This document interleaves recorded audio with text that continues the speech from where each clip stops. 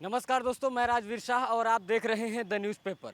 दोस्तों, जिस तरह से द कश्मीर फाइल्स मूवी को लेकर इस समय घमासान पूरे देश के अंदर मचा हुआ है और द कश्मीर फाइल्स को लेकर आज हमारे साथ दीपक शर्मा जी हैं, एडवोकेट हैं। उनसे चर्चा करेंगे कि जिस तरह से द कश्मीर फाइल्स मूवी आई, इसके बाद बॉलीवुड की बात करें तो बॉलीवुड कहता है इस मूवी पर तथ्यात्मक नहीं है। यहाँ तक प्रधानमंत्री नरेंद्र मोदी ने खुद कहा है कि ऐसी फिल्में बनती रहनी चाहिए, देश के सामने सच्चाई आती रहनी चाहिए। तो चलिए दीपक जी से बात करते हैं। दीपक जी, जिस तरह से द कश्मीर फाइल्स आई, प्रधानमंत्री ने इस मूवी की सराहना की, लेकिन कुछ लोग हैं इस मूवी को सच्चा नहीं मानते हैं, कहते हैं ये बनावटी है, ऐसा कुछ भी नहीं है। मैं पत्रकार महोदय सबसे पहले तो आपको आभार देता हूं और द कश्मीर फिल्म्स के ऊपर उनके प्रोड्यूसर, उनके कलाकार, उनके आर्टिस्ट और उनके डायरेक्टर को बधाई देता हूं कि देश की घटना जो 90 में घटी, जहां हम माइनॉरिटी में थे, वो सच्चाई देश के सामने लाए। और मैं दूसरा आभार व्यक्त करता हूं आदरणीय नरेंद्र मोदी जी का कि उनके लीडरशिप में जितने भी स्टेटों में गवर्नमेंट है उन्होंने उसको टैक्स फ्री करा। और मैं उत्तर प्रदेश के सभी राज्यों से अपील करना चाहता हूं आपके चैनल के माध्यम से कि उस पिक्चर को टैक्स फ्री किया जाए, क्योंकि वो भारत जब से विकास हुआ है, जब से ट्रेडिशनल जो हमारी परंपराएं थी सनातन धर्म की, उन लोगों पर हमले की दास्तानों को वो दर्शा रहा है।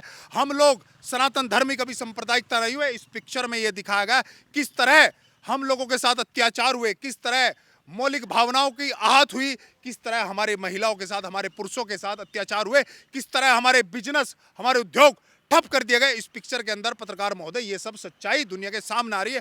अब से पहले कितनी गवर्नमेंट थी, लेकिन किसी डायरेक्टर, किसी प्रोड्यूसर, किसी आर्टिस्ट में इतनी हिम्मत नहीं थी कि वो सच्चाई दुनिया के सामने लाए।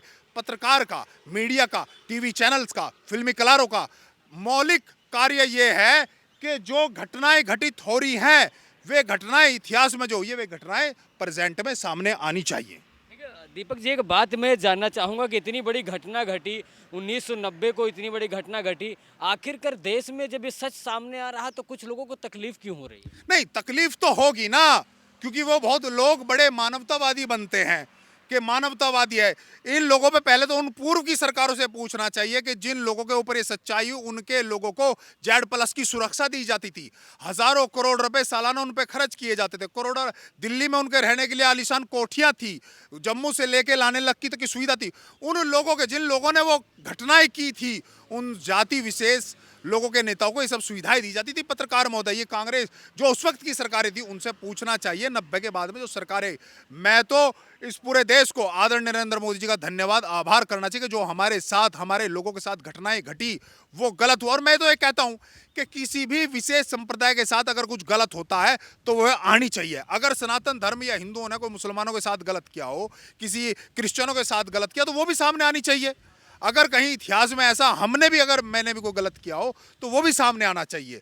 अगर कोई गलत है तो गलत को गलत कहना चाहिए और सही को सही कहना चाहिए। इस देश में पहली सरकारों में यही तो फर्क था कि गलत को गलत कह रहे थे और सही को सही नहीं कह रहे थे, गलत को सब सही ठहरा रहे थे।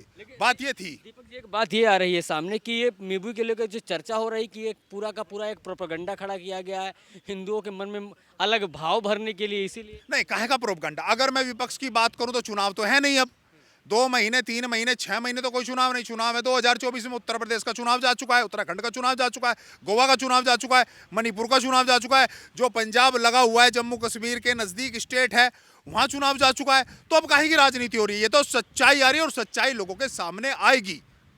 सच्चाई लोगों के सामने आएगी। कांग्रेस के ऑफिशियल ट्विटर हैंडल से ट्वीट हुआ कि ऐसा कुछ भी नहीं हुआ, 300 के आसपास कुछ कश्मीरियों के साथ ऐसा हुआ, बाकी 11,000 के आसपास विस्थापित मुसलमान भी तो हुआ। अगर ऐसा कुछ नहीं हुआ था तो 2019 से या 14 से पहले किसी प्रधानमंत्री में इतनी हिम्मत क्यों नहीं थी कि 35 से हटा दे?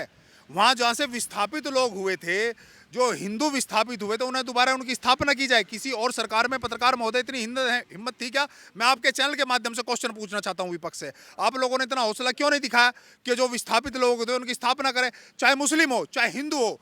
मोदी जी ने तो ये कानून लाया कि जो वहां के लोग थे उन्हें दोबारा स्थापना की जाए, उन्हें वहां पर जगह दी जाए, उनकी जगहों पर जो कब्जे हैं उन्हें वापस दिया जाए, उन्हें जीवन यापन करने का मौका दिया जिनका कश्मीर था, चाहे वो मुसलमान हो चाहे हिंदू हो। अगर मुसलमानों में से 70% लोगों ने गलत किया है तो गलत किया है। अगर मुजफ्फरनगर में कुछ गलत हुआ था किसी के गलत, तो वो मामला उठता है या नहीं उठता है? 2013 का उठता है या नहीं उठता है पत्रकार महोदय? तो उठता है ना, तो वो भी तो गलत हुआ है, वो भी तो गलत हुआ है। इससे ज्यादा अनहोनी मानवता की और क्या हो सकती है? पूरे वर्ल्ड में इससे ज्यादा जघन्य घटना कोई हो सकती है क्या? लेकिन बॉलीवुड की बात करें तो इस पर चुप्पी साधे हुए पूरा का पूरा जो बॉलीवुड है इस मूवी के समर्थन में नहीं खड़ा है, वो कुछ बोलने के लिए तैयार नहीं है। भैया देखिए, दुनिया में सब एक जैसे नहीं हो सकते, पांचों उंगलियां एक जैसी नहीं होते कि सब शिवाजी नहीं हो सकते हैं, सब आर्यभट्ट नहीं हो सकते, सब परशुराम भगवान नहीं हो सकते, सब पुष्पमित्र सुंग नहीं हो सकते, सब चंद्रशेखर आजाद और भगत सिंह पंडित राम प्रसाद बिस्मिल नहीं हो सकते, सब आदरणीय नरेंद्र मोदी जी नहीं हो सकते। ये तो उन कलाकारों में इतना हौसला था और आदरणीय नरेंद्र मोदी जी की गवर्नमेंट की उन्हें सुरक्षा मिल रही है, उनका हौसला अफजाई हो रहा है और उनके जहां जहां उनके मुख्यमंत्री जहां जहां उनकी सरकारें हैं वहाँ टैक्स फ्री हो रहा है, वरना पहले वाली गवर्नमेंट तो हिम्मत रही थी को कोई इस तरह की बातें बोल भी दे। उनको आतंकवादी बता देते थे ये लोग, हिंदुओं को आतंकवादी बता देते थे, सनातन को आतंकवादी बताते थे राहुल गांधी जी। लेकिन एज ए मैं लॉयर अगर आपसे जानना चाहूँ कि ये 30 साल 32 साल के ऊपर का केस हो गया, कोर्ट ने भी कह दिया कि अब सबूत नहीं मिलेंगे, इस पर क्या होगा? लॉयर होने के नाते आप कैसे देखते हैं इस पूरे घटनाक्रम? देखिए, ये तो हमारी बड़े देश के अंदर विडंबना है कि जो लोग बाग होते हैं, जो कंप्लेनर होते हैं, वो लोग मर मर जाते हैं और उन्हें न्याय नहीं मिलता। वो न्याय मिलता अगर उस वक्त की सरकारें, जो बीच में सरकारें आई 90 के बाद में और 14 से पहले जो सरकारें, उनमें हौसला आदरणीय नरेंद्र मोदी जी जैसा नहीं था, लीडरशिप नहीं थी कार्य करने की, वरना ये निपटा पहले हो जाता, पहले उन लोगों को न्याय मिल जाता। ये तो आदरणीय नरेंद्र मोदी जी में हौसला है, कार्य करने की कुशलता है कि वो न्याय दे रहे हैं और देश में सबका विकास, सबका साथ वो कर रहे हैं। उनके नज़रों में कोई भेदभाव नहीं है। जिन्होंने गलत किया है, चाहे अदालत में हो, अदालत में जो ट्रायल चलता है, जो दोषी होता है तो सजा मिलती है, जो दोषी नहीं है उसे नहीं। अब ये सच्चाई सामने आई है। जो वहाँ के लोग थे, कश्मीरी के जो अनुपम खेर साहब हैं, वो कश्मीर के रहने वाले हैं, वो तो पिछले 3 साल से 4 साल से लगातार फेसबुक पे लगातार उनकी, आप देखते हो उनकी वीडियो वायरल होती है कश्मीर के ऊपर। और ये तो हम लोगों को भी पता है, हम लोग बहुत छोटे थे, अखबारों में आता था उन दिनों। तो ये तो सारी घटनाएं हुई, अब आदरणीय नरेंद्र मोदी जी आए, सब कुछ ठीक हो रहा है। ठीक हो रहा है। बहरहाल हमारे साथ ये दीपक शर्मा जी थे, आपने देखा होगा कई बार। दीपक जी हैं, पेशे से वकील हैं। बहरहाल इस मूवी को लेकर जितने भी घटनाक्रम हो रहे हैं, कि जितने भी राजनीतिक जवाब हो रहे हैं, आप देख रहे हैं कि विपक्ष भी इस पर हावी हो चुका है। प्रधानमंत्री नरेंद्र मोदी ने खुद मोर्चा संभाल लिया है इस मूवी को लेकर। बने रहिए द न्यूज़ पेपर के साथ। मैं हूँ राजवीर शाह। जय हिंद।